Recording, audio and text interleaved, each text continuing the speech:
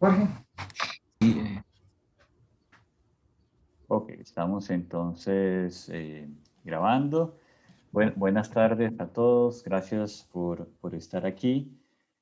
El día de hoy vamos a tener una charla titulada La revolución eléctrica, retos y oportunidades de nuevas tecnologías eléctricas en el contexto del cambio climático.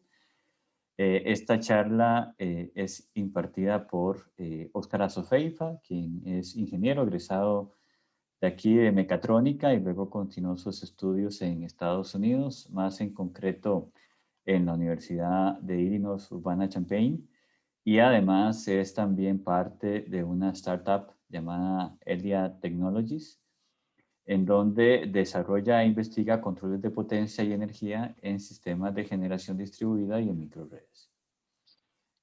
Además, Oscar actualmente trabaja para la multinacional Wärtsilä Energy, donde contribuye al desarrollo de la plataforma HEMS para el control de sistemas de batería a gran escala y microredes en isla.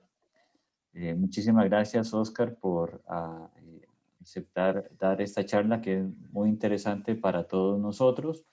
Esta charla es parte del curso de Fuentes de Energía Alternativa. Es una maestría que estamos dando en el TEC, es relativamente nueva. Ya vamos por la segunda generación, maestría en Ciencia y Tecnología para la Sostenibilidad. Y además también invitamos a estudiantes del curso de Sistemas Fotovoltaicos de la carrera de Ingeniería en Electrónica. Y también tenemos dentro del TEC un grupo de investigación que se llama, un programa de investigación que se llama el Programa de Energías Limpias del Tecnológico, PELTEC. Y también circulamos la invitación a los compañeros de PELTEC, aquellos que estuvieran interesados. Entonces es ahí una audiencia bastante diversa. Muy bueno. Entonces, adelante, Oscar. Sí, muchas Hola, gracias. Oscar. Hola. Gracias, Carlos, Sí, por la aquí está Hugo. introducción. Sí, me tuve que hacer un problema técnico que ya está solventado. Oscar, agradecerte también por la invitación y yo creo, bueno, ya Carlos lo dio. Sin más preámbulo, pues adelante con tu presentación que la estamos esperando. También quisiera nada más agregar que tenemos estudiantes invitados del área de control y de ingeniería en computadores. Entonces, para que lo manejes. Así que muchas gracias, Oscar, y te dejo entonces con la presentación. Claro, muchas gracias. ¿Me podrías avisar si puedes ver mi escritorio? Se ve perfecto. ¿Eh? A ver, excelente. Bueno, sí, muchas gracias. Un gusto poder dar esta charla. De verdad, he esperado mucho tiempo para poder hacer este tipo de cosas y pues la pandemia nos ha obligado a volvernos más digitales y bueno, no sé cómo nunca fue, no era una excusa no hacerlo. Ya el profesor Carlos ya me hizo una introducción, entonces no voy a gastar mucho tiempo acá, pero básicamente sí, mi experiencia está centrada en lo que son sistemas de potencia, microredes, generación distribuida y electrónica de potencia. Eh, la última empresa para la cual trabajé, la que mencionó el profesor, se llama Hela Technologies. Con ellos estuve alrededor de 2 años, fui uno de los primeros ingenieros. Eh, Ellos están tratando de hacer una forma de control avanzado para microredes a diferentes escalas y diferentes arquitecturas. Y lo interesante es que ellos están proponiendo una forma de control distribuido. Ahora, en la empresa en la que estoy, se llama Wärtsilä Energy. Ellos sí hacen sistemas ya a mucho mayores escalas. Estamos hablando de 100 megawatts, 200 megawatts.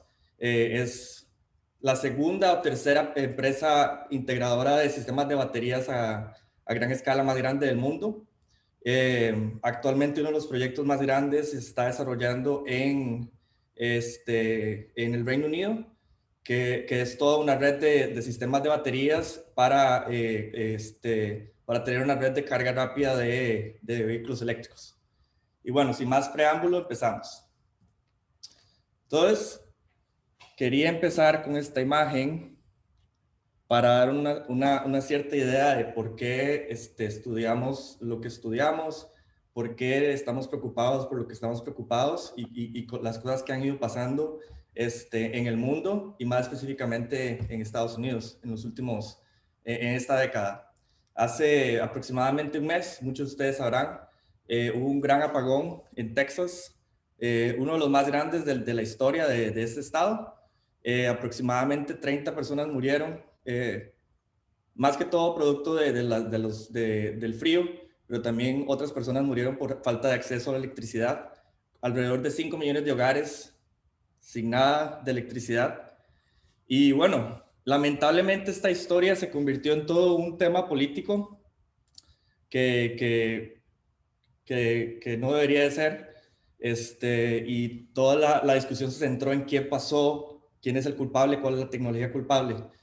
Con esta presentación vamos a ver que no hay tecnología culpable, lo que hay son políticas y sistemas que no se han implementado, que pudieron haber producido un resultado diferente a esto. Entonces, básicamente, la presentación va a estar dividida en 4 partes. Primero, yo quiero usar una buena porción de tiempo para dar una cierta contexto técnico, porque es importante entender el contexto técnico para entender luego cuáles son los problemas con los que se están enfrentando estas nuevas tecnologías eléctricas. Luego vamos a hablar de esos retos específicos. Sí me quiero centrar al final en lo que son, cuáles son todas las oportunidades, todo lo que está pasando en este momento y lo que se está viendo que va a pasar en el futuro. Y darles la perspectiva desde mi punto de vista, a través de mi experiencia acá en Estados Unidos y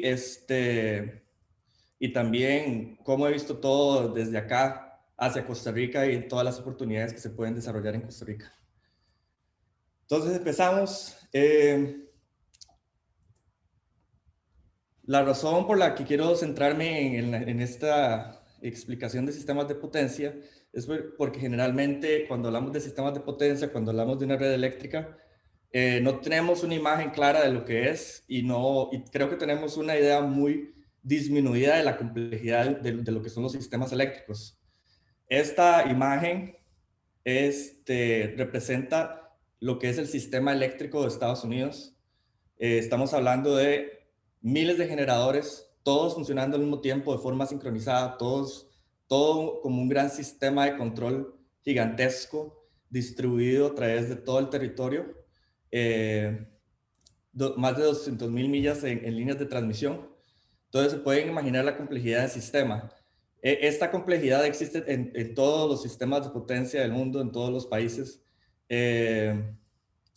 Y pues quiero entrar dentro de la parte, entender qué es lo que lleva a esta complejidad y cuál es la arquitectura o el sistema de control general que hace que todo esto funcione al mismo tiempo. Entonces, vamos a empezar con esto. Los sistemas de potencia tradicionales, lo que estamos hablando de sistemas clásicos, se centran en cuatro grandes partes, por así decirlo.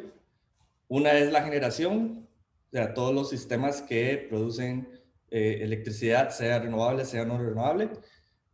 Transmisión, que es toda la red que se necesita para llevar estas fuentes grandes, dispersas, centralizadas hacia las ciudades, hacia los pueblos donde está concentrada la gente. Entonces, son líneas de transmisión de muy alto voltaje por muchas distancias.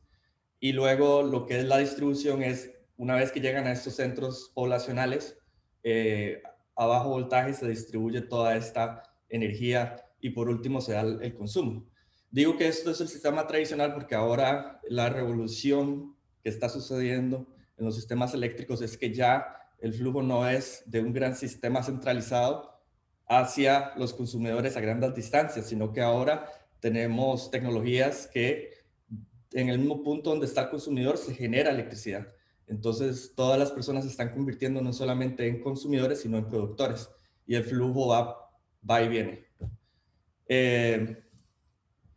Entonces, en general, lo que hace un sistema de control, así de forma sencilla, es pues nada más asegurarse que la demanda siempre sea lo más cercana posible a la generación. Entonces, es como un balance. El sistema de control siempre está tratando de mantener ese balance cada microsegundo. Una forma de entender esto es viendo, bueno, pueden ver esa imagen a la derecha. Eso es, esa es la interconexión, lo que se conoce como la interconexión del este de Estados Unidos, Nueva York, Washington DC, todas esas ciudades.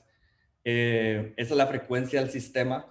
Básicamente, cuál es la frecuencia promedio de todos los puntos de generación. Y pues pueden ver que eso va, sube y baja, ¿verdad? Cuando hay una frecuencia óptima, que en Estados Unidos son 60 Hz, en Costa Rica igual son 60 Hz.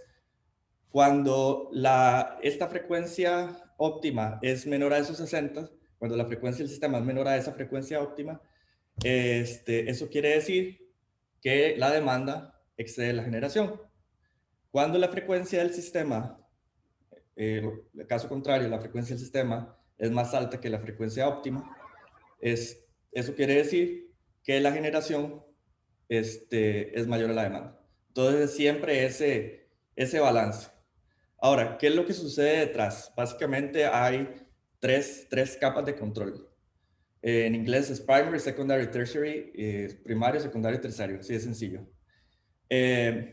Las dos capas más importantes de control para mantener ese balance de demanda y generación son la primera y la segunda.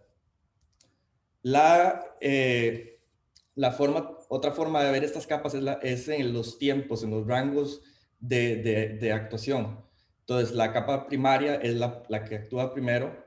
Pueden ver en esa imagen menos de 30 segundos. Luego, la capa secundaria actúa dentro del rango de los 15 minutos después del control primario. Y luego el control terciario, ya estamos hablando de minutos, horas, días, más adelante. Cuando sucede un evento, cuando estamos hablando de que de repente se cayó una línea eléctrica o de repente una gran carga que estaba en el sistema se desconectó, eso genera un gran impulso sobre el sistema. Entonces, lo primero que pasa es, todos estos generadores que están actuando son generadores, son masas moviéndose, tratando de mantener el sistema. Ellos van a reaccionar, físicamente ellos van a reaccionar. Y lo que va a producirse es una reacción que se va a ver en la frecuencia del sistema. Cuando se va una carga, por ejemplo, inmediatamente se ve cómo la frecuencia hace un pico. Cuando más bien entra una carga de repente, la frecuencia baja. Como pueden ver en esa imagen, eso es lo que pasa. Entonces, está la respuesta inercial. Luego entra lo que es el control primario. El control primario lo que hace es tratar de tomar esa frecuencia y regularla para que el sistema no se desestabilice. Si en algún punto el control primario no funciona, todo el sistema se viene abajo. Básicamente, todo el mundo queda sin electricidad. Todas las personas que están interconectadas al sistema quedan sin electricidad. Entonces, el control primario actúa tratando de mantener siempre la frecuencia dentro de ciertos límites para que eso no pase, nada más porque el sistema estabilice. Y luego entra la capa secundaria, que es la que trata de optimizar la frecuencia. Entonces, ¿qué quiere decir eso? Una vez que ya el sistema estabilizó, la frecuencia no es la misma que antes. Ya no eran, digamos que el sistema estaba a 60 Hz, ya no son los 60 Hz, sino que estabilizó a 58. Entonces entra el control secundario. El control secundario lo que va a hacer es tratar de agarrar esa frecuencia y traerla de nuevo a los 60 Hz. Entonces, esto sucede a nivel de los generadores. El control primario es localizado, no necesita comunicación entre varios generadores. Todo sucede ahí, es un control totalmente localizado en el generador. Y luego el control secundario es un problema de control global. Todos los generadores se tienen que poner de acuerdo y todo el sistema tiene que estabilizar al mismo punto. Y luego, ya cuando estamos hablando de control terciario, es ya una vez optimizado el sistema, ya una vez que el sistema funciona de forma óptima, está estable y ya no nos tenemos que preocupar que la gente se quede sin electricidad, ya nos podemos preocupar por pues que sea un control óptimo, que se trate de optimizar económicamente el sistema. Y esto sucede en el control terciario. Todos estos generadores tienen lo que se conoce como una curva de costos y el sistema central o los operadores, lo que se conocen acá como los operadores, lo que hacen es correr un algoritmo de optimización global de todos estos generadores para optimizar el menor consumo, el menor costo económico en el sistema. Y esto sucede de la forma donde ya no estamos hablando que un generador está produciendo cierta cantidad de potencia, sino que él puede operar más económicamente una potencia menor. Entonces, le bajamos a un generador y le metemos a otro generador. Eso es a grandes rasgos lo que hace el control terciario. Ahora con las nuevas, lo que son sistemas de generación distribuida, ellos son los que están formando parte de ese control terciario porque esos sistemas básicamente no tienen costo marginal, ¿verdad? El sol llega y no todos, nadie paga por eso. Entonces no tienen costo marginal y por ende el sol es la forma más económica, ¿verdad?, de producir esa energía. Entonces, los sistemas modernos están tratando de hacer ese balance entre, ok, necesito optimizar ocupo estabilizar el sistema, pero también quiero optimizar económicamente, quiero maximizar esa cantidad de energía gratuita que está viniendo del sol. Ok.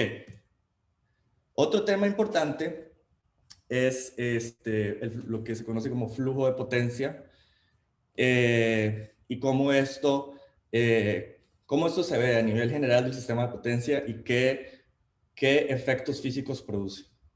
Entonces, este es un pequeño ejemplo. Estos son 2 generadores, 3 cargas, 3 líneas de transmisión. Y como pueden ver, lo que se conoce como el flujo de potencia es básicamente nada más una interpretación, una abstracción de cómo la energía fluye desde el punto de generación al punto de consumo. Entonces pueden ver en esta imagen donde la generación está a los lados y el consumo se enfoca en una carga que está localizada en el bus número 2. Que pueden ver ahí son 800 megawatts. Este flujo, lo que produce físicamente, lo que se ve es un diferencial de voltaje. De la misma forma que ustedes ven un sistema de fluidos, las diferencias de presión equivalen a los diferenciales de presión, son los que determinan las direcciones del flujo. Es exactamente lo mismo con sistemas de potencia. Esos diferenciales de voltaje determinan cuál es la dirección del flujo de potencia, con las distancias del caso, ¿verdad? Porque son físicamente cosas muy diferentes. Es un ejemplo sencillo. Ya a nivel más macro se ve algo así. En un sistema de potencia lo que tenemos es una red compleja de generadores y consumidores, todo fluyendo al mismo tiempo y todo esto generando zonas diferentes de diferenciales de voltaje. Entonces pueden ver unas zonas donde ese voltaje es muy grande. Esto lo que se ve como más azul, eso que dice 1.05, eso es un límite, eso es per unit, o sea, el voltaje por unidad, según el voltaje óptimo del sistema.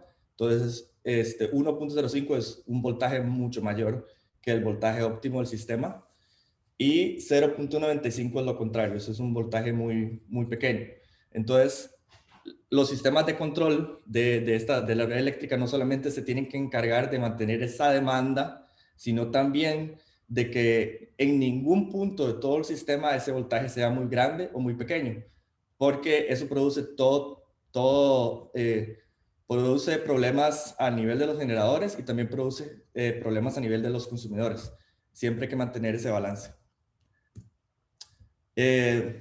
Otra forma de ver esto, en lugares que se conocen como sistemas radiales, en redes distribuidas tenemos el punto de conexión, ¿verdad? Con las líneas de transmisión, la subestación, y luego todo eso baja como en una línea y entonces van conectándose cargas. Conforme estas cargas se van conectando, el voltaje va disminuyendo. Entonces, lo que son las empresas eléctricas que operan a nivel de distribución, ellas se encargan de generar controles y sistemas que permitan un equilibrio en ese nivel de voltaje. Entonces, casi que siempre enfocado en la carga más lejana del punto de donde sale por así decirlo, la energía. Formas de hacer esto. Con los transformadores a nivel de la subestación, ya esto es un tema de, entrando un poco a lo que es Smart Grid, se están implementando sistemas de transformadores con formas automatizadas de cambiar la relación de voltaje. Entonces, si el sistema por alguna razón está teniendo un voltaje más bajo, entonces hay un sistema automatizado que hace que a nivel del transformador ese voltaje suba. Otra forma de hacerlo es por medio de lo que se conoce como compensación reactiva, que es al nivel de generación, los generadores producen bars, potencia reactiva, que hacen un equilibrio de potencia a nivel del sistema. Entre más potencia usted le inyecta, más potencia reactiva, el voltaje aumenta. Capacitores, esos son métodos clásicos de control de optimización de voltaje. Nada más poner capacitores bien localizados que se conectan o desconectan, o hay diferentes combinaciones para mantener esos voltajes. Y de forma general, solamente el hecho de cambiar el flujo de potencia, cambiar la forma en que esta potencia, ¿verdad?, fluye a través del sistema, es una forma de controlar ese voltaje. Y esto se logra con, igual, es un problema de optimización global del sistema, donde no solamente estamos hablando de económicamente optimizar la generación, sino también la transmisión. Tratar de disminuir esas pérdidas en transmisión y distribución y optimizar voltaje. Entonces es un problema aún más complejo. Ok, vamos a ver unas últimas dos cosas ya para terminar esta parte introductoria de conceptos. Otra cosa importante de entender es cómo funcionan las fallas eléctricas. Los sistemas de protección son bien sencillos. Es básicamente en un sistema de distribución, cuando se da una falla, tenemos relays localizados en diferentes posiciones a nivel de distribución, y el relay que está más cercano a donde sea la falla es el que se trata de que actúe primero para que si hay una falla, ese relay no desconecte a muchas personas, sino nada más aísle el punto donde está sucediendo la falla. Entonces ahí ven un ejemplo. En el ejemplo de abajo, ven que la falla está ocurriendo entre el bus 1 y el bus 2. Entonces ahí el relay que estaría actuando es el B2. El B2 es el que está más cercano a ese punto de falla. Eso lo estoy viendo porque, y vamos a ver eso más adelante, los sistemas de generación distribuida actuales están cambiando ese paradigma. Las empresas eléctricas no estaban preparadas para esto. Todo era un sistema sencillo porque pues nada más se diseña pensando en que la electricidad solo viene de un punto y se consume en un punto, pero ahora es bidireccional. Entonces, ¿qué hacemos? Y bueno, esto sí es un poco más moderno, tan moderno que todavía no existe a una escala importante, no existe a una escala lo suficientemente importante, que son lo que se conoce como grid-tied inverters o inversores conectados a la red. Hay básicamente dos tipos. El primero que ven a la izquierda es más común, es el que se encuentra generalmente en proyectos residenciales, en casas, conectados, por ejemplo, a los paneles solares. Ellos lo que hacen es, son grid followers, ellos siguen lo que está pasando en el sistema de potencia. Entonces, ellos se interconectan al sistema de potencia y la frecuencia y el voltaje que esté pasando, ellos nada más siguen ese comportamiento físico. Y lo que hacen es interconectar potencia. Entonces ellos pueden producir potencia, meterle potencia al sistema o consumir potencia. En forma simple, ellos son fuentes de corriente, se conocen como fuentes de corriente. Y luego están los segundos inversores, esos son muchísimo más complicados. Todavía a la fecha yo no conozco un proyecto a una escala importante donde se usen este tipo de inversores a nivel comercial. Son los que se conocen como los sincroinversores, synchroinverters. Ellos básicamente lo que están tratando de hacer es copiar el comportamiento de un generador eléctrico como los que vimos al principio, que tienen todo este comportamiento mecánico, ¿verdad? Y cuando hay una falla, ellos tienen esa masa, entonces ellos le entregan energía o consumen energía al sistema. Los inversores no funcionan así, es pura electrónica.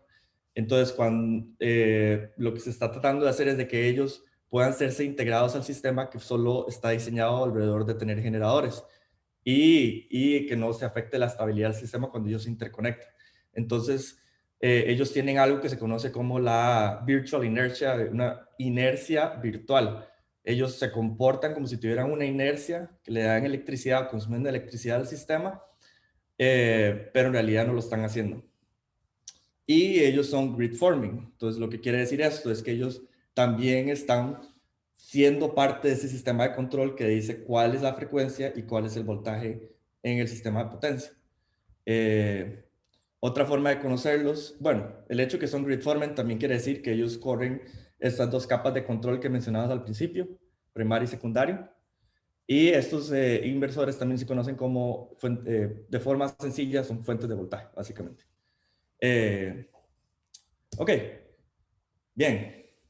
Tomemos un pequeño descanso. No, mentiras, sigamos. Ya esto es un poquito más, más interesante, por así decirlo. Ya aquí vamos a hablar de cuáles son los retos, que están trayendo todas estas nuevas tecnologías eléctricas que se le están incorporando al sistema y que sinceramente los sistemas las personas detrás de ese sistema no estaban preparados para esos cambios y muchos también actúan en mala fe. Estamos hablando de todas las compañías eléctricas que son grandes monopolios que no quieren que toda esta revolución de generación distribuida ocurra.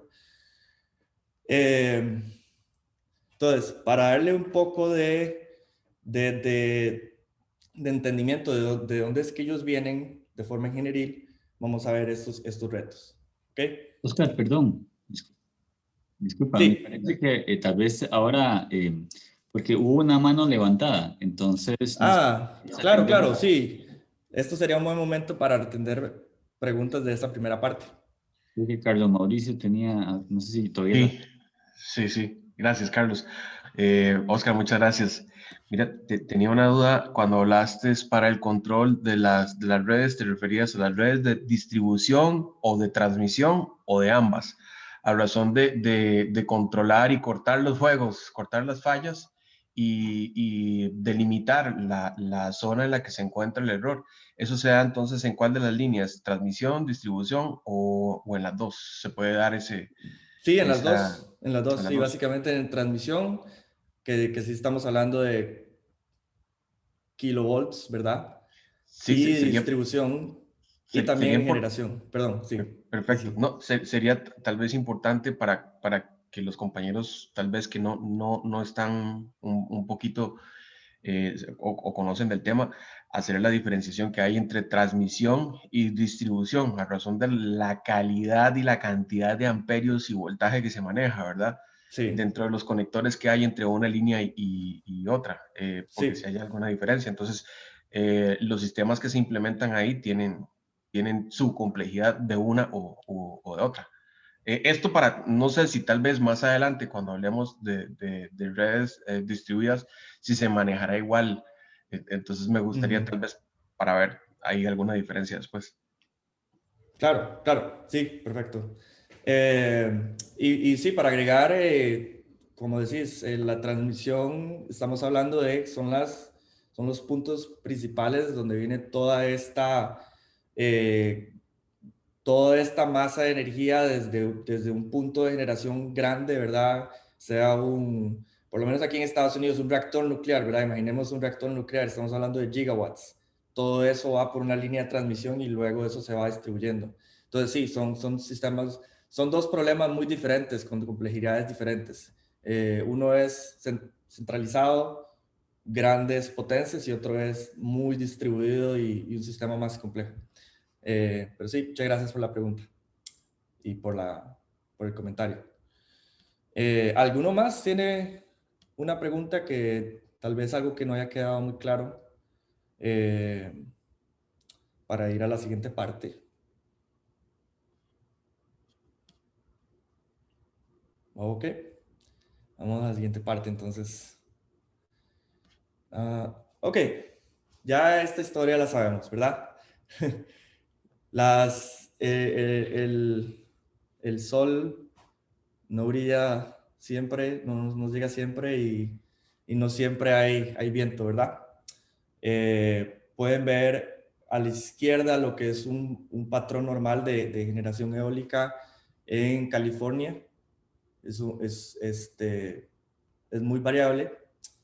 Y a la derecha es una semana mala de producción solar, ¿verdad?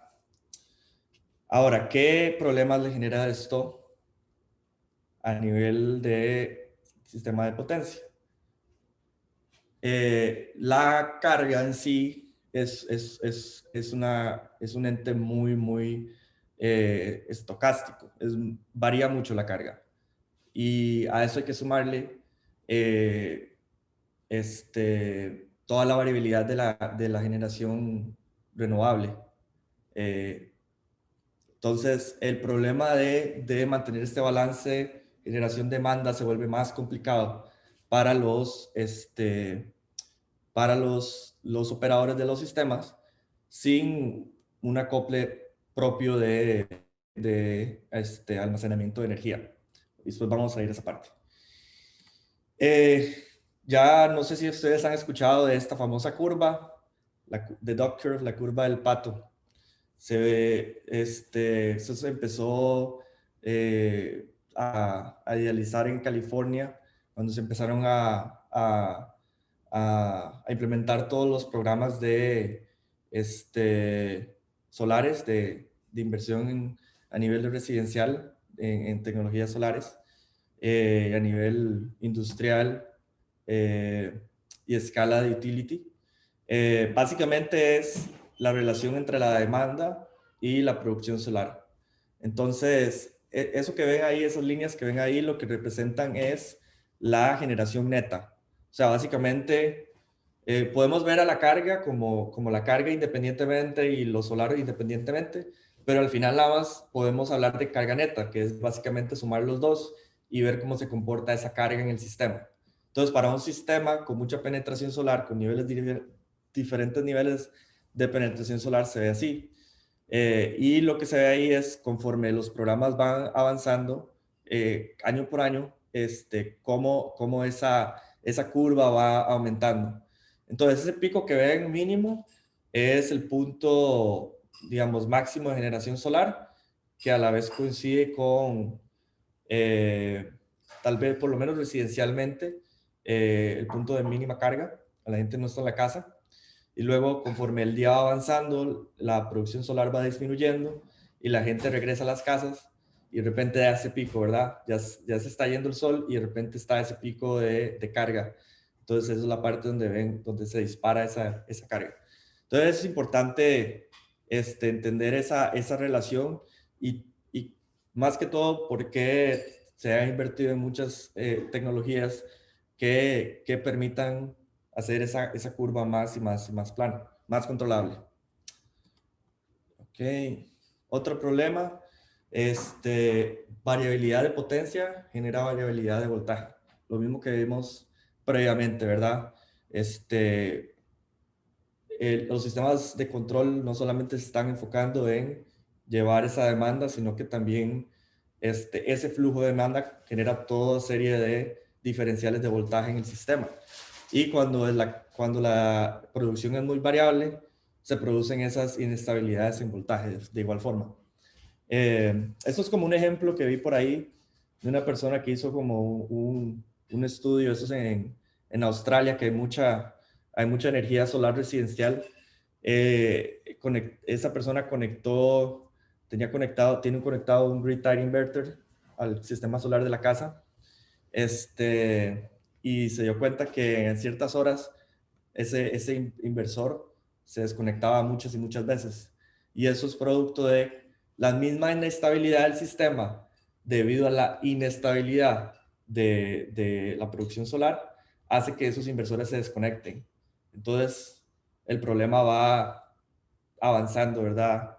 Y se va acumulando. Y al final, todas estas cajas no están como coordinadas, no tienen un sistema de control que les diga apáguense todos en este momento o enciéndase todos en este momento, sino que todas están actuando localmente, independientemente. Entonces, no hay una forma de controlar eso. Clásicamente no. Después vamos a ver cuáles son las soluciones que se han ido, en las cuales se han ido avanzando. Otro problema, no solamente la inestabilidad, sino también estos cambios de voltaje en las líneas de distribución. Y es lo mismo que estábamos hablando, donde ya no estamos hablando del sistema de la arquitectura clásica de gran generación, largas distancias y consumo, sino que ahora los consumidores son generadores, los consumidores también le meten al sistema. Entonces, eso es un ejemplo, digamos, en una línea de distribución, tenemos la subestación, van las cargas, ese perfil de voltaje va bajando, pero de repente hay una fuente de generación distribuida y esa de voltaje sube de nuevo. Entonces hay que mantener ese control de que ese voltaje no se vaya muy alto, porque puede producir todo nivel de inestabilidades en los consumidores cercanos a ese punto de generación distribuida. Y en la derecha vemos una imagen de, eso es un estudio que se hizo de posiblemente cuánta variabilidad o lo que se llama cuánta violación de los niveles de voltaje pueden ocurrir en un sistema con diferentes porcentajes de penetración de generación distribuida. Entonces, entre más va incrementando esa producción distribuida, más aumenta la probabilidad de fallo en el sistema, sin los controles apropiados, ¿verdad? Siempre hay que hacer esa anotación, sin los controles adecuados y sin la adaptabilidad adecuada. Ok.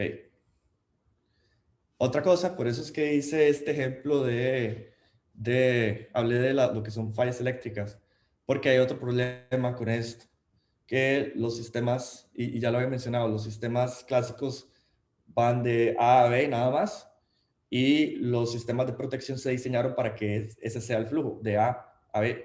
Entonces eso genera dos problemas. Uno, muchos de estos relays antiguos están diseñados para actuar de forma unidireccional, o sea, solamente va a ocurrir la falla en una dirección. Y otro punto es que ahora donde está la carga, hay generación distribuida.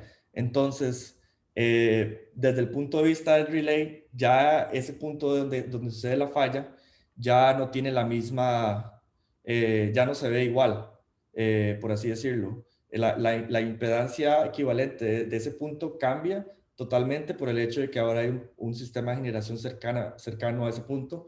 Entonces, muchas veces esos sistemas fallan porque no hacen ese tripping, ¿verdad? No ven ese punto de pico de corriente que los hace diferenciar entre un fallo o no. Y esas eran las cosas que quería ver. Ahora, bueno, primero, igual que si alguien quedó con una consulta de esto, sería un buen momento para hacerla.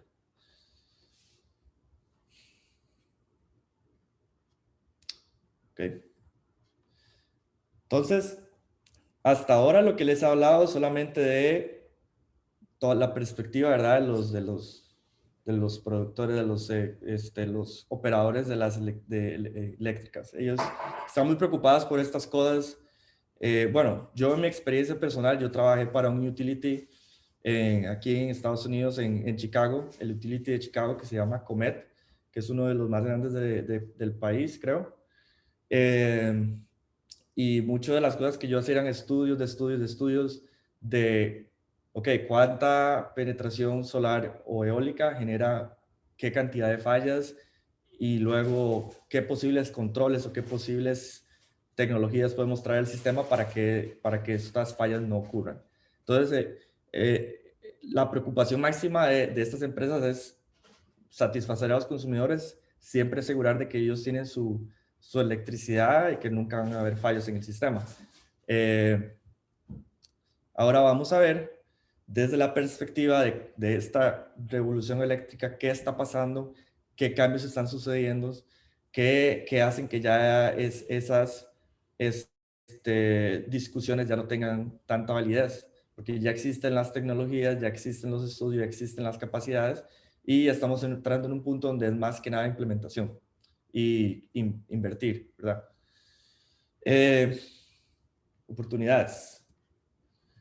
Bueno, ya la revolución eléctrica es una realidad y todos los años siempre nos ponemos muy felices porque vemos este crecimiento exponencial de cómo se va invirtiendo más y más en generación distribuida, principalmente en, como pueden ver acá, en producción solar. También toda esta revolución en el sector transporte ya se están dando muchos pasos este año. Por ejemplo, aumentaron no sé cuánto, como 200 veces, 20 veces más, algo así, las ventas de vehículos eléctricos en Estados Unidos. Entonces es muy interesante lo que está pasando. A nivel de baterías, esto es muy importante. Nivel de baterías, se ha dado ese crecimiento exponencial y de igual forma, conforme van sucediendo más y más problemas, por ejemplo, lo que pasó en Texas o los apagones de California debido a los, apagones programados de California debido a los incendios forestales. Cada vez esto va ganando más y más inercia y las baterías se han convertido en algo, el punto culmine, ¿verdad? Donde ya estas tecnologías de generación distribuida ya tienen muchísimo más validez económica y ya las personas a nivel técnico ya los sistemas los van aceptando mejor. Esta imagen que ven a la derecha, esta es la empresa para la cual trabajo ahora, se llama Versila. Ellos anunciaron hace poco un proyecto de más o menos 200 megawatts de una planta de baterías. Básicamente solamente un montón de baterías para darle servicios al sistema eléctrico de Texas, la interconexión de Texas, que es una interconexión independiente, por cierto. Es una interconexión que no está conectado a ninguna otra parte del sistema en Estados Unidos. Y sería mentirles si les digo que eso está directamente relacionado con lo que pasó, ese apagón que pasó, pero yo creo que sí tuvo que haber sido un gran factor de por cuál se avanzó tan rápido luego de que pasó. Ahora, volviendo a la curva del pato, ¿por qué es que es tan importante el almacenamiento? Y eso lo podemos ver acá, a nivel de baterías. Las baterías están logrando esa aproximación a volver a esa curva más y más delgada para evitar esos problemas de congestionamiento en el sistema. Entonces pueden ver esa imagen de cómo, en azul, esto es como se vería esta curva si se hiciera una cierta cantidad de inversión en sistemas de baterías a nivel grandes escalas. Y todas las ventajas económicas que esto le daría al sistema. Otra tecnología muy interesante, con todo este cambio que está sucediendo, ¿verdad? Con los vehículos eléctricos, se está hablando mucho de este concepto de vehicle to grid. ¿Qué significa esto? Que los vehículos eléctricos ya no solamente serían un simple sistema pasivo que no genera valor agregado, que solamente consume, que nos lleva, que la gente paga este montón de plata para tenerlo guardado, ¿verdad? La mayor parte del día, ir desde su casa, ir al trabajo, dejarlo ahí y que no esté produciendo. Vehicle to Grid permite darle valor a los sistemas de vehículos eléctricos. Toda la idea es que, ¿verdad? La gente comienza el día, el carro está cargado, van a sus trabajos, dentro del lugar de trabajo conectan el vehículo a la red y se están diseñando inversores especiales que permiten flujos bidireccionales, no solamente, en este caso sería solamente un inversor direccional del punto del carro a la red. Si agregamos un sistema, por ejemplo, solar dentro de la casa donde está conectado ese carro, entonces sí, ahí estamos hablando de un flujo bidireccional. Entonces sí, me desvío un poco ahí. La gente va al trabajo, conecta el carro. Ese exceso de generación, sobreproducción solar o eólica, en este caso es solar por ser esta curva, ¿verdad? Específica, es absorbida por estos vehículos, ¿verdad? Los vehículos absorben ese punto. Una vez regresan a la casa,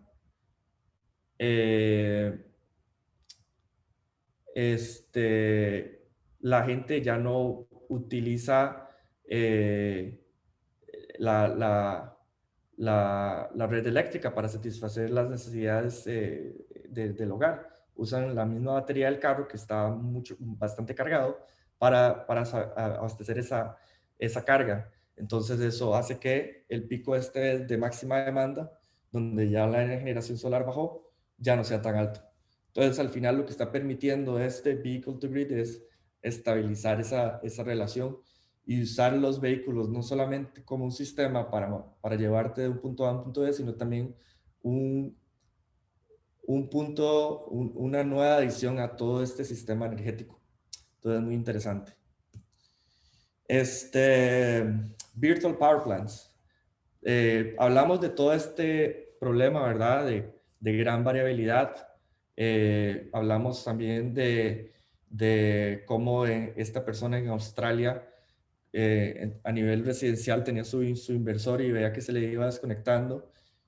No hay control para tener todos estos inversores funcionando al mismo tiempo. Eso es lo que está permitiendo este nuevo concepto de Virtual Power Plant. Básicamente, la idea es que ya el sistema de control no se enfoca solamente en tener un gran generador y controlarlo y mandarle puntos de que genere tanta potencia activa o reactiva, lo que sea. Ahora, todos estos pequeños generadores distribuidos o inclusive a grandes escalas o a medianas escalas, todo esto es integrado en una, como por así decirlo, una base de datos en la nube. Hay un gran sistema operador que toma hasta todos estos puntos de información, por ejemplo, todos esos inversores residenciales, y sabe, como tiene tanta información de las cargas y de la generación, sabe cómo mantener ese balance. Entonces, ¿qué es lo que produce esto? Si estamos hablando de un sistema híbrido donde hay virtual power plants y es un sistema eléctrico común y corriente, los generadores grandes van a seguir haciendo control terciario y primario, secundario y primario, pero ya esta variabilidad que se generan todos estos puntos, ya no las ven, porque hay una entidad mayor, una capa extra de control que está manteniendo a grandes escalas esa variabilidad en su lugar. Pero no termina ahí, hay muchas cosas más. Podemos agarrar todas estas pequeñas fuentes y tratar de operarlas como si fueran un participante del mercado.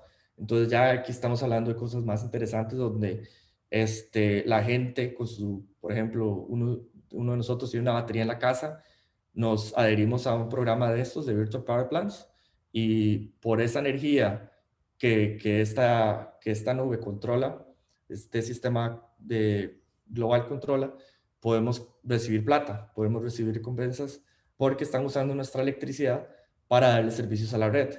Servicios como dar en caso de que hay una gran carga que entra en el sistema, tener esa respuesta, eso es lo que se conoce como reservas de contingencia. O inclusive compensación reactiva. Estos inversores que están conectados a la red eléctrica ahora, estos pequeños inversores que ustedes pueden tener en sus casas ahora, ellos también controlan potencia reactiva. Entonces, siempre uno de estos virtual power plants puede decirle a esos inversores genere tanta potencia reactiva. Y a la vez, las utilities, las empresas de electricidad se benefician porque pueden hacer cosas como controlar voltaje en el sistema. Se comunican con otra entidad que controla el VPP y le dice, vea, necesitamos tanta potencia reactiva, deme tanta potencia y les pagamos tanto. Y luego el VPP viene y le manda miles de señales a todos sus inversores y todos ellos actúan al mismo tiempo para compensar eso. Entonces, es muy interesante también. Ahora, esto es todo un tema, ¿verdad? Las microredes. ¿Qué es una microred? Siempre hay muchas definiciones. Para mí, la forma más sencilla de definirlo es todo este concepto, todo este sistema de potencia que ya les dibujé cómo funciona a nivel de control y a nivel físico, es agarrar todo esto y hacer un recorte de un pedacito y eso es una microred. Básicamente una versión micro de todo ese sistema gigantesco. Entonces, ¿eso qué significa? Que todos los sistemas de control y todo lo que sucede a nivel grande puede suceder a nivel pequeño. Tanto a nivel de controlar las tres capas, ¿verdad? Control primario, secundario, terciario, como si estamos hablando de, por ejemplo, una microred en un campus universitario, tener otros sistemas avanzados, más inteligentes de cómo controlar esas congestiones y esos cambios de voltaje en el sistema. Entonces, sí, todos esos conceptos a nivel micro, que es más fácil de mantener. Ya no estamos hablando de que hay que ver un gran sistema, sino estamos hablando de un sistema muchísimo más pequeño, más fácil de controlar. Ahora, muchas de las ventajas, hay muchas ventajas en las microredes, pero otra de las ventajas es que ellas siempre, o sea, si estamos hablando de una microred que puede tener ese control flexible, ¿verdad? No todas las microredes son iguales, pero si estamos hablando de una microred que puede conectarse y desconectarse del sistema eléctrico, esto permite mucha flexibilidad porque podemos, por ejemplo, en este caso que vimos donde ocurre una falla eléctrica, perdón, hay algo que suena aquí. Ya se fue eso. Hay una falla eléctrica en el sistema, ¿verdad? Entonces, le mandamos una señal a la microred y le decimos, desconéctese del sistema y ya se aísla todo ese sector que es una microred y ella sigue funcionando por sí sola. Claramente tiene que haber cierto tiempo de traerse el sistema arriba una vez desconectado, se llama Black Start, pero bueno, hay todo tipo de formas interesantes de controles avanzados para que esto sea posible. Otra gran ventaja, se pueden optimizar en esta región donde está localizada la microred, se puede optimizar el consumo propio. Eso quiere decir que si la microred tiene fuentes de generación, ya sea renovables o no renovables, eso se puede optimizar muchísimo más que si estamos hablando de tener sistemas de este tipo distribuidos directamente conectados a la red eléctrica. A nivel de microredes en zonas, por así decirlo, industriales y comerciales, se pueden hacer muchas cosas más y eso lo vamos a ver en la siguiente imagen. Y eso quiero estar un poquito aquí porque, en mi opinión, eso es donde hay mucha oportunidad económica en Costa Rica. Me parece que a nivel de sistema todavía no hay mucha flexibilidad para traer mucha distribución, generación distribuida en el sistema. Y esto es por muchas razones, ¿verdad? Pero hay muchas soluciones que se pueden dar a nivel de detrás del medidor, behind the meter. Entonces, aquí les voy a presentar algunas de esas. Los consumidores, pueden ver en la imagen que está arriba a la izquierda, los consumidores que más generalmente pagan diferentes, como el precio más variable por la electricidad son los industriales. Ellos pagan por energía, por demanda y por otro tipo de cargas, por ejemplo, de fees, de penalizaciones. Por ejemplo, factor de potencia, y bueno, se pueden mencionar otras cosas ahí. Entonces, se está dando una gran, siguiendo con el tema, una gran revolución donde las localidades industriales se están enfocando mucho en este tipo de sistemas de microredes porque pueden optimizar mucho el consumo localizado dentro del lugar. Entonces, dos cosas que se pueden hacer. Bueno, tres. Uno es controlar la demanda, ¿verdad? Que ese pico máximo de potencia a cualquier hora del día nunca se llegue, que tratemos de optimizar el sistema para que esto nunca ocurra. ¿Cómo se logra eso? Con sistemas de baterías, ¿verdad? Tenemos generación, ya sea solar o de otra forma. Mientras la carga no sea muy alta y hay mucha generación solar, podemos cargar esas baterías y en el punto donde la carga sube, entonces usamos la batería para abastecer más parte de esa carga y a nivel de interconexión, lo que ve la empresa eléctrica es una carga menor y no le carga tanto, no le carga tanta plata a la empresa, ¿verdad? Que está conectada ahí. Yo no sé muy bien cómo funciona esta variabilidad de precios en Costa Rica, pero también hay otra optimización que se puede hacer, que es lo que se conoce como time of use, que es dependiendo de la hora del día, hay un cargo diferente. Entonces, en mercados muy dinámicos, como creo que el de California, ese que está ahí, esa imagen que ven arriba a la derecha es el mercado de California. Eso es muy variable y también varía según la temporada, ¿verdad? Porque hay temporadas, verano, invierno, tienen diferentes cargas a nivel de costo, ¿verdad? Para el consumidor. Entonces, lo que se puede hacer es lo mismo. se utiliza la batería para que esto se llama a nivel ya una terminología de control por ahí, MPC, Model Predictive Control, que básicamente lo que hace es, tengo mis baterías, tengo mis paneles solares, tengo mi generación eólica, tengo mi carga que es variable. Entonces, de aquí a 10 horas, de este momento presente a 10 horas, uso un tipo de forecast, de predicción de cómo va a ser la carga. A nivel de carga se puede usar un machine learning ahí, ¿verdad? Que la carga es bastante localizada, que en el tiempo te da una forma más exacta de predecir esa carga. Y a nivel de forecast de solar, podemos agarrar información del internet y saber de aquí a tantos minutos, horas, este va a ser el perfil solar. Y igual para todas las fuentes. Y se resuelve un gran problema de optimización donde se dice, esta es toda la energía que se va a consumir y producir y esta es tu sistema de almacenamiento, sea una batería.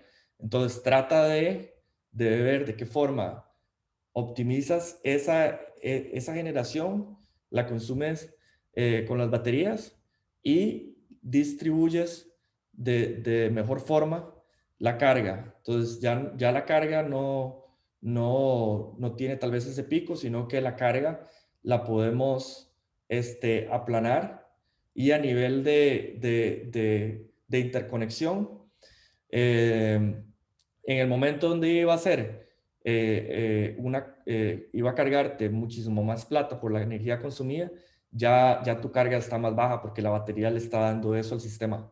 Entonces, cuando uno ve, yo no puedo conseguir una imagen de esto. Esto es algo que estábamos trabajando, en lo cual estábamos trabajando en Hela. Pero se ve algo así, digamos. El sistema, tu microred está conectado al sistema eléctrico y se ve donde la batería como que va subiendo la energía y luego a nivel de sistema eléctrico la carga tiene ciertos valores, ¿verdad? Y luego la batería empieza a darle energía a la carga y se aplana, en el punto de interconexión se aplana esa carga, entonces se ve donde se aplana bastante y ya no se le cobra tanto a la empresa. Entonces hay muchas cosas que se pueden hacer en esto. Y lo que tenemos en Costa Rica es net metering, que es bueno, ahí sí me pueden corregir si funciona así en Costa Rica, pero creo que es lo mismo, ¿no? ¿Verdad? Lo que te paga la empresa eléctrica es esa diferencia entre lo que le metiste al sistema eléctrico y lo que consumiste, entonces te dan como un tipo de premium y pagas menos en la factura, digamos, la facturación de ese mes. Eso también se puede optimizar con baterías y hay todo tipo de nuevas policies, de nuevas políticas que se están implementando en Estados Unidos, principalmente en California, para que las personas metan más de ese programa de net metering y a nivel industrial también. Sí, perdón, don Oscar. Sí, aquí efectivamente los que tienen la posibilidad de inyectar energía al sistema les hacen una suma y resta, ¿verdad? En la factura, pero tiene un tope, si no me equivoco, que es el 50% de consumo. Ok. Sí, como que cada país tiene su forma diferente de hacerlo. Y creo que mucho de eso lo hacen calculado también hacen una estimación de, digamos, qué posibles gastos operacionales le mete al sistema tener cierta cantidad de generación solar. Entonces, gastos operacionales producidos por estas cosas que vimos, ¿verdad? De variabilidad de voltaje o meterle potencia al sistema cuando el sistema no está diseñado para esa potencia, todo ese tipo de cosas, para lo cual se supone que el sistema no estaba diseñado. Otro concepto muy interesante es hacer estas microredes, pero no hacerlas en corriente alterna, sino hacerlas en corriente directa. Y eso ya a nivel comercial se está implementando por esta empresa que se llama Block Energy. Ellos pertenecen a una empresa eléctrica de Canadá que se llama Emera Technologies. Y con Hela nosotros hicimos el sistema de control para que esto sea posible. Pero básicamente nos olvidamos totalmente que dejamos de preocuparnos que a nivel de microred tener todas estas complicaciones de control, ¿verdad? De mantener voltaje, mantener frecuencia, tener control primario, secundario, y se vuelve más sencillo cuando estamos hablando de corriente directa. Y luego en el punto de interconexión con la red eléctrica, lo que tenemos es un gran inversor. Entonces, del lado de corriente directa del inversor está toda la microred, y del lado de corriente alterna está conectado a la red eléctrica. Y esto le da mucha flexibilidad al sistema porque ya la microred no se opera como una microred, como una microred de corriente directa que siempre tiene toda esta variabilidad, ¿verdad? De que si se fue una carga, eso se ve inmediatamente reflejado. O si de repente entró una nube y se fue lo que se está generando a nivel solar. Este inversor, literalmente usted le puede decir, deme tanta potencia, métale tanta potencia a la red eléctrica o consuma tanta potencia. Entonces, básicamente funciona como una batería todo esto. Y creo que ya esto es con el último que vamos a ver. Y esto es una visión, eso es algo que para meter en la discusión, una visión. ¿Qué tal si ya no estamos hablando de que el sistema de potencia no es como el sistema tradicional, donde es solamente grandes generadores centralizados y todo va a una carga, sino que ya no estamos hablando de esta gran red, sino que estamos hablando muchas microredes interconectadas y hay un gran sistema avanzado ahí que nada más se encarga de ver cómo las microredes interactúan entre ellas a nivel económico, de mercados, de yo te vendo energía, yo consumo, yo tengo más energía, esa interacción, y a nivel también de protección y este balance de demanda y generación. Entonces, ahí en esta imagen lo que dan es un ejemplo que pasa, digamos, si hay un fallo después de donde están esas torres, después de ahí hay una falla eléctrica, entonces se puede desconectar totalmente lo que sería, digamos, esa ciudad. Ahora, si la falla está solamente enfocada entre el punto 3 y 2, entonces podemos aislar toda esa parte de la ciudad y todo el resto de la ciudad sigue funcionando como corriente y nadie quedó sin electricidad. Entonces, imagínense la flexibilidad que tendría un sistema así. Esto es toda una utopía que al final tengamos un sistema así, yo creo. No hay un sistema centralizado, todo es descentralizado y microredes, pero es interesante ver un sistema híbrido, que yo siento que es lo que va a pasar. Un sistema donde todavía existen los grandes generadores, pero también existen los pequeños generadores distribuidos, existen las microredes, y todo esto es como una amalgama de diferentes tecnologías funcionando al mismo tiempo. De forma óptima, de forma eficiente y de forma justa, porque al final esto se trata de la democratización de que la gente pueda pagar la menor cantidad de plata por la electricidad que están consumiendo y tener vidas satisfactorias. Y bueno, quería cerrar con esto. Creo que estamos bien de tiempo y me parecería muy interesante si abrimos un tipo de charla. O sea, ver comentarios, analizar qué opinan de esto, tal vez desde la perspectiva de lo que está sucediendo en Costa Rica, tal vez mi mi perspectiva está un poco, o sea, muy enfocada a lo que estoy viendo acá y no sé lo que se está dando por allá. Entonces sería interesante, creo que si nos enfocamos en eso a nivel también de emprendimientos, ¿verdad? Esto es todo una revolución en el sentido que también hay todo tipo de nuevas empresas que no existían, de empresas que literalmente se crearon hace 10 años y que ahora son monstruos. Por ejemplo, Tesla, o por ejemplo, esta empresa para la que trabajo yo era un pequeño startup de 5 personas y ahora lo compró una multinacional que vale billones de dólares. Entonces, hay muchas oportunidades también de dar servicios y crear tecnologías que abastecen los mercados eléctricos del mundo entero. Entonces, te paso la palabra, profesor. Gracias, muchas gracias, Oscar. Tenemos una pregunta de Mauricio. Hay como un chat, seguramente lo Sí, estoy... vos lo ves ahí donde dice participants abajo. Entonces ves las manitas. Ya, sí, ¿Lo es que como viste? tenía la presentación, no se veía. Ok. Ajá. Ajá. Ok. Bueno, pero en el chat no hay preguntas, ¿verdad? En el chat no hay preguntas, ¿no? Ok, ok. Pero bueno, perfecto, podemos ya Ujú. hablar. Dale, Mauricio, si querés. Pura vida. Mira, no, súper bien.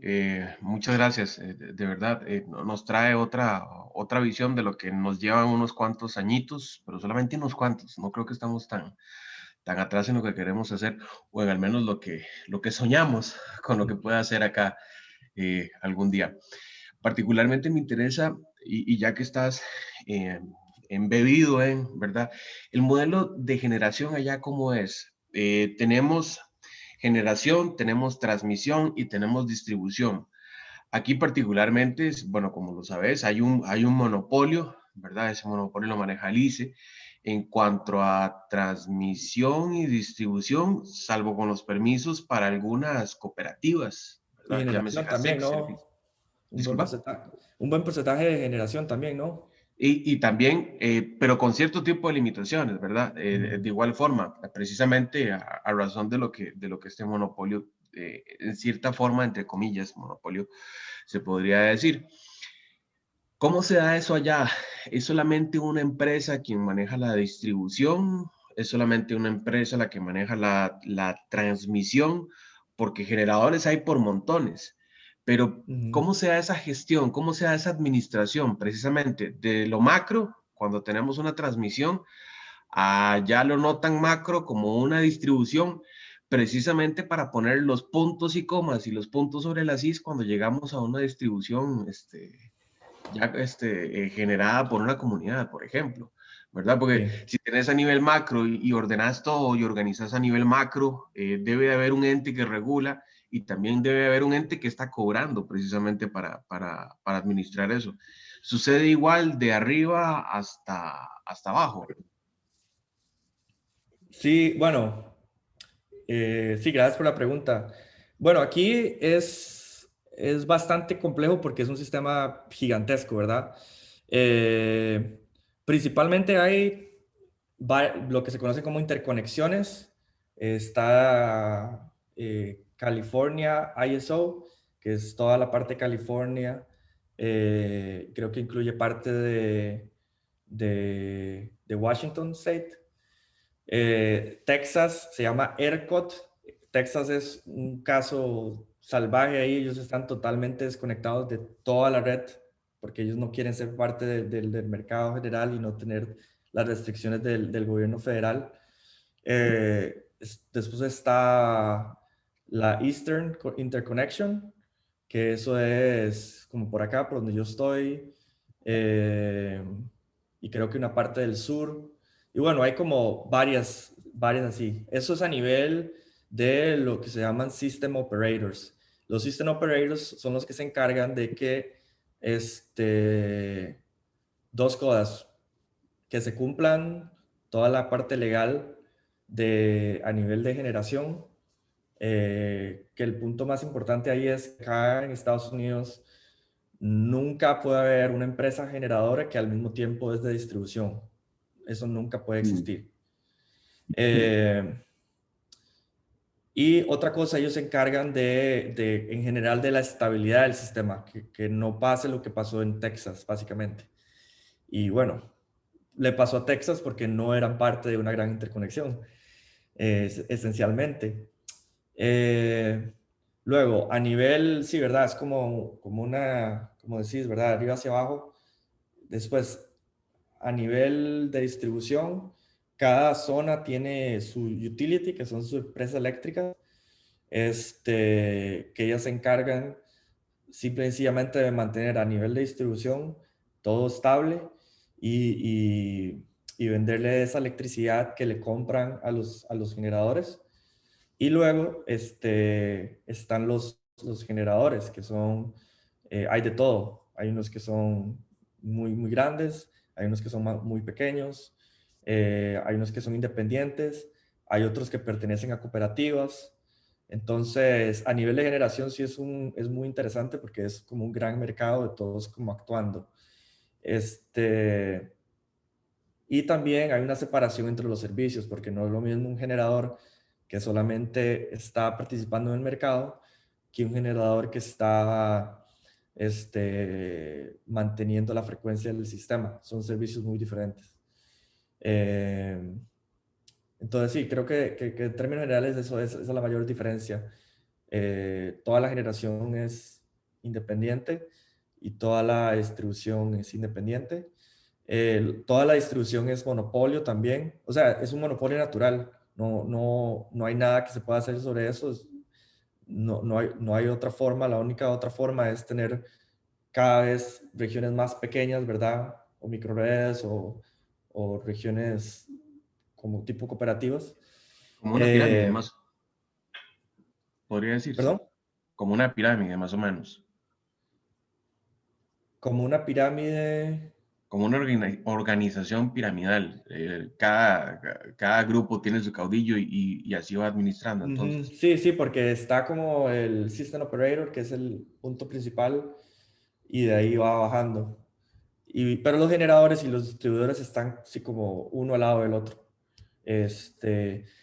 Que igual hay de todo, porque Comet, y eso es lo más raro, Comet pertenece, ya no pertenece, es una empresa independiente, pero Comet pertenece a una corporación que se llama Exelon, que al final Exelon eran los dueños de casi que toda la generación de esa zona. Entonces, a nivel corporativo, son dueños de todo, ¿verdad? Generación y distribución. Pero a nivel, una vez usted ve cada empresa independientemente, cada una opera, digamos, financieramente por aparte. Y de hecho hay un montón de cuestiones legales malas que pueden pasar si se revela información entre uno y el otro, porque pueden pueden haber muchos casos de corrupción donde la gente sabe esa información del mercado y usan esa información para básicamente aprovecharse. Y hay de todo. Bueno, aquí en la zona de Georgia, ellos funcionan como muy vertical. Es solo un ente, es como en Costa Rica, solo un ente. Ellos manejan todo el sistema y no hay mercado. No hay un mercado para vender la energía, sino que ellos tienen contratos fijos que no pueden cambiar, que la gente le dice, les vamos a dar tanta energía y ya. Y si se salen de ese contrato, entonces le hacen cargos a la empresa generadora.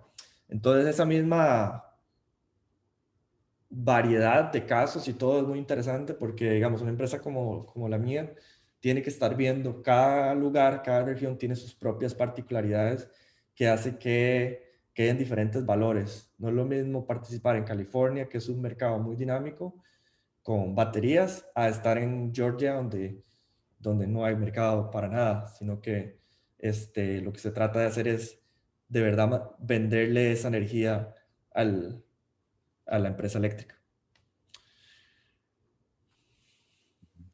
Ok, tenemos a Adrián también, que tiene la mano levantada. Adrián. Gracias. Buenas noches, compañeros y todos los presentes. Sí, don Oscar, digamos, aquí el asunto de todo esto, tecnología, ¿verdad? Para, como decía, en el contexto de cambio climático, ¿verdad? Lo podemos separar también en la parte privada y estatal, que al final el estatal es el que tiene el poder, ¿verdad? Digamos, por medio del CENSE, todo lo que es la generación, ¿verdad? Acomodar todas las cartas del naipe para poder tener en el sistema de energía eléctrico de Costa Rica. En el campo privado tenemos los generadores, ¿verdad? Que le venden su energía al ICE en este caso, y también tenemos los consumidores. El asunto es que, bueno, se mencionaba las baterías, ¿verdad? Que me parece una opción muy adecuada para lo que es aplanar la curva, ¿verdad? De demanda, y también para a lo que todo el mundo va, que es ahorrarse los 5, ¿verdad? De una forma eficiente, ¿verdad? Entonces, pero lo que sucede es que en el mercado regional, llámese Centroamérica, ¿cómo se llama? El alcance de estas empresas que proporcionan estas baterías, no, para estas empresas no es tan atractivo, ¿verdad? Ese es yo creo que es el problema, ¿verdad? Que sí, estamos hablando de proyectos de, digamos, a nivel privado de 2 megas, una cuestión de ese tipo, ¿verdad? Entonces, hacen ofertas, pero la oferta, traer el equipo aquí a Costa Rica, saca de factibilidad financiera, ¿verdad? Cualquier tipo de esos proyectos. Entonces, deja de ser un atractivo para las empresas comenzar a utilizar estas formas de almacenamiento, ¿verdad? Que son muy útiles, y también ayudan a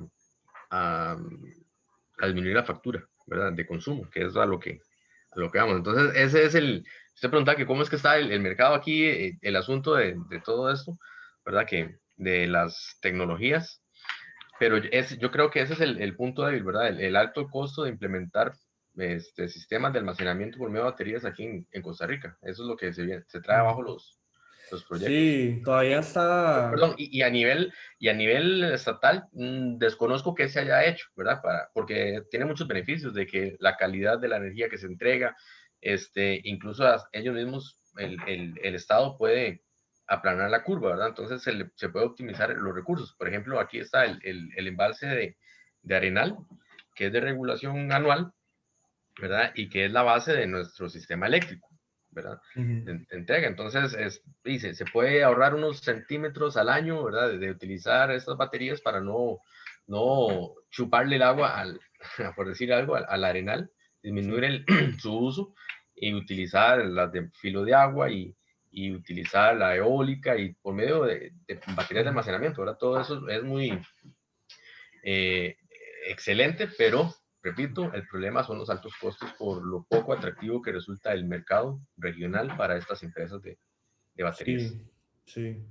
No, y ya para agregarte, yo creo que los costos han bajado un montón y aún así no se ha vuelto lo suficientemente factible a nivel regional. Creo que todavía hay que esperar tal vez unos cuantos años más que esta escala a nivel global, de verdad, o sea, es que ahorita vimos esa gráfica, ¿verdad? Donde exponencial, pero ahorita solamente se está viendo, estamos viendo la cola. Mi empresa, yo vi una presentación esta semana, o sea, nunca había vendido tanto como en el 2020 y ya nos están enseñando los proyectos a nivel global y estamos hablando de casi que 1 gigawatt hora en implementaciones para el 2021 solamente. Entonces, conforme esa economía de escala va aumentando, en mi opinión, eso solamente le beneficia a los países en vías de desarrollo porque ya los costos bajan un montón y ya tiene sentido, ¿verdad? Traerse esas tecnologías. Entonces creo que está ahí, ya está, ya está, ya está. Y en algún punto va a ser algo tan barato que no hay forma de no Va a hacerlo. ser lo común, más bien. Sí, Esperemos no hay que sea. forma de no hacerlo, no hay forma de Ajá. no invertir en eso, porque, o sea, si no lo estás haciendo es por negligencia, básicamente, porque Ajá. son sistemas muy flexibles, lo más flexible que nunca se ha inventado en la Ujú. historia. Entonces, yo tengo esperanza que eso va a pasar y que va a suceder ese cambio, digamos, a nivel, por lo menos a nivel comercial y residencial, y CNI, comercial e industrial en Costa Rica. Ujú. Tenemos una pregunta en el chat relacionada con ese tema sobre cómo están las tecnologías y los costos de las baterías y qué costo de inversión se podría tener en una microred. A ver, tengo una idea de un número, de un proyecto que teníamos en California con Halo, pero era un proyecto muy caro. Yo creo que era como dos veces más caro, entonces más o menos un proyecto de 1 megawatt. Creo que la relación de costos sería como $0.50. Entonces, 500,000 dólares, me parece. No, perdón, $5 millones. Sí, era 1 megawatt. Cinco veces. Sí, sí, sí, estoy diciéndolo mal. $5 en megawatt, sí, sí, Sí, sí, estaría sí, muy sí. barato. Llegué a poner una microred Sí. aquí. No, no, no, no, no. Le disminuí un montón. Ajá, es algo así. Porque, bueno, y eso incluye baterías, todos los inversores, toda la electrónica de potencia, paneles, y ya, bueno, eso es lo básico, ¿verdad? Lo clásico. Y este proyecto en el que yo estaba, ellos sí tenían celdas de fuel cells, celdas de hidrógeno y electrolyzers y un gran tanque de almacenamiento de hidrógeno, entonces era el doble el precio. Ese proyecto ya estaba por los $10 millones para 1 megawatt. Una pregunta con respecto a las microredes en corriente directa, que yo siempre he creído que resuelven muchísimos problemas. En el caso en el que participaste de Canadá, ¿cuál era la tensión del bus de corriente directa que estaban utilizando? Si se puede decir. 700, 100 voltios. sí. Pero es lindísimo. No, no, eso yo no sé cómo todavía no está, tal vez los costos, yo nunca supe sobre los costos, pero a nivel de control es una maravilla. Se pueden hacer un montón de cosas. Porque es básicamente tener una micro red, así lo veo yo, es básicamente tener una micro red está aislada de la red eléctrica, pero a la vez interconectada, como los dos al mismo tiempo, porque siempre puedes meterle al sistema o agarrar del sistema lo que quieras. Ahí lo que hace falta es la política, ¿verdad? Que existan de verdad incentivos grandes para que esa interconexión se pueda optimizar. Entonces, pero sí, eso me parece que va a agarrar bastante, va a crecer bastante ese mercado. Y en este tema, bueno, aquí Costa Rica, como ya lo comentó Adrián, es un tema bastante politizado y es muy pequeñito, entonces bien difícil la dinámica, pero allá en Estados Unidos, vos qué has visto que dentro de todo lo que nos comentaste es la tecnología que se está apostando más, en donde todos están trabajando. Yo sin intención de influir, me parece que es el almacenamiento como he visto en otros lados, pero porque parece que ya tanto las fuentes de energía renovable como la solar, pues ahí está y todo, pero no es tanto un tema de ponerlo o no, sino es ahora cómo lo gestionamos. ¿Es eso o cómo lo ves? ¿En qué están Sí, apostando las empresas? Sí, ¿cómo le damos flexibilidad a toda esta generación renovable? Sí, ese es el punto. Yo creo que ahora la discusión se está centrando en metamos tantas baterías como sea posible porque los precios han bajado un montón y vuelve todo el problema con las energías limpias muchísimo, o sea, más asequible y ya los números están económicamente, si haces el análisis de un proyecto de estos a 10 años, se recupera y ya a partir de ahí te genera ganancias. Entonces ya no hay excusas y además todo el valor agregado que tiene a nivel de grid scale, todos los servicios de red que se le puede dar para controlar la frecuencia, para controlar el voltaje, para contingencia, para participar en mercados. Y eso es a nivel global, digamos, aquí en Estados apenas estamos, creo que a nivel de política se está empezando eso, pero digamos en Australia están muchísimo más avanzados, ahí ya se están haciendo proyectos para que las baterías de verdad le den servicios de frecuencia y creo que en Reino Unido también está bastante avanzado. Entonces sí, creo que todo se está apostando porque las baterías simplemente son una maravilla a nivel de control eléctrico. ¿Y qué tecnología? ¿Iones de litio o se está probando otra como Litio, sí, litio? litio es el campeón.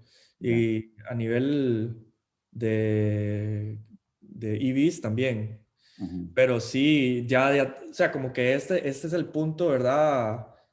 Como que el litio puso el enfoque en las baterías, pero ya a partir de ahí yo creo que van a ujú. empezar a salir un montón de nuevos materiales y se va a optimizar más y más esa combinación de materiales.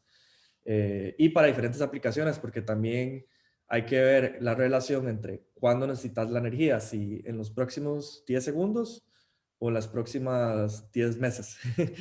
Entonces, es un problema muy diferente, ¿verdad? Si quieres hacer almacenamiento seasonal por temporadas o solamente para el día o para la semana.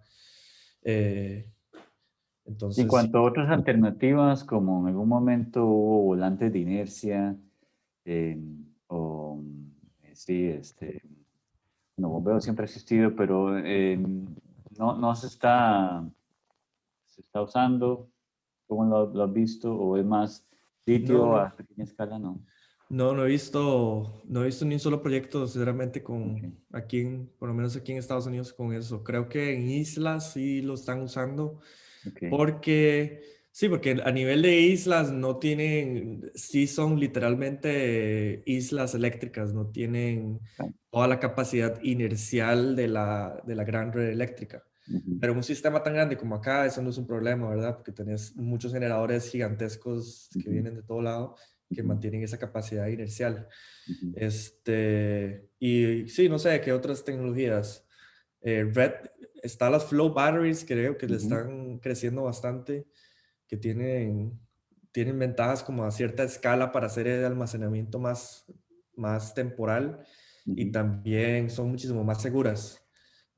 Y a la vez, al hacerse más seguras, entonces hay que gastar menos en sistemas de protección porque ujú, estos sistemas de baterías, muchos de la investigación está enfocada en básicamente qué pasa si pasa un incendio, cómo mantenemos ujú, la batería a esta temperatura porque son muy, muy, ujú, muy sensibles ujú. a los cambios de temperatura. Eh, entonces, sí, me parece que como que el litio está en la punta de la balanza solamente porque Tesla, ¿verdad? Lo Sí. hizo, básicamente. Ujú, Tesla, ellos se enfocaron en esto y vamos a enfocarnos y la economía de escala ganó.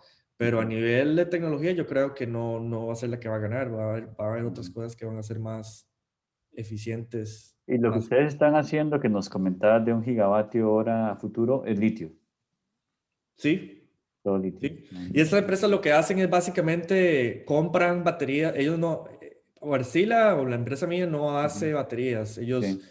compran baterías de grandes productores de baterías como Samsung, por ejemplo, Ujú, y integran todo eso en una gran caja, que eso es ujú, todo un sistema de ingeniería en realidad. ujú, Eso es ujú, bastante complejo porque hay que mantener todos los módulos, tienen que estar bien balanceados con voltajes, hay que saber ujú. que todo te está entregando todos tienen el mismo state of charge, todos están integrando la misma energía al mismo tiempo.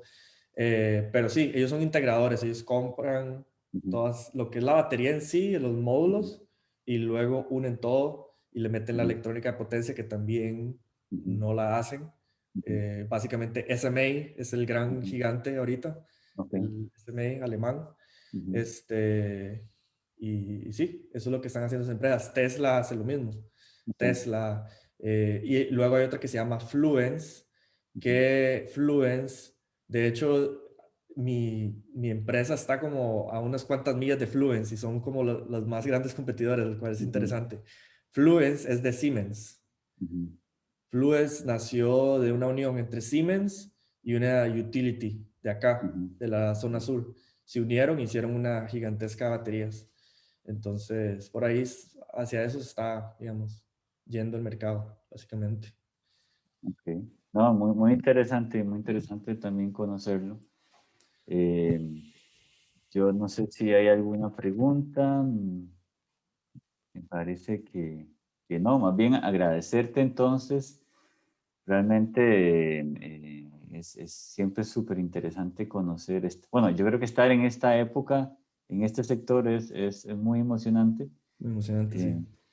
Hace 15 años era súper aburrido el sector eléctrico, ¿verdad? Pero ahora es emocionante. Obviamente siempre hay obstáculos en todo el mundo. Yo he escuchado, en todo el mundo hay problemas, pero es lo que decías vos, al final el precio va a ganar y yo que va a haber negligencia en algunos lados, pero eventualmente va a salir a flote y se va a ir por lo que es más sensato para todos. Entonces, muchísimas gracias de nuevo. Y aquí estamos a la orden cuando estés aquí por Costa Rica. Ojalá que cuando termine todo esto que nos podamos dar una visita aquí en los laboratorios y una charla presencial también. Sí, me encantaría. Y igual estamos aquí a la orden. Cuando sea participar en este tipo de cosas me gusta mucho, entonces tengo la disponibilidad de hacerlo. Y gracias por la oportunidad.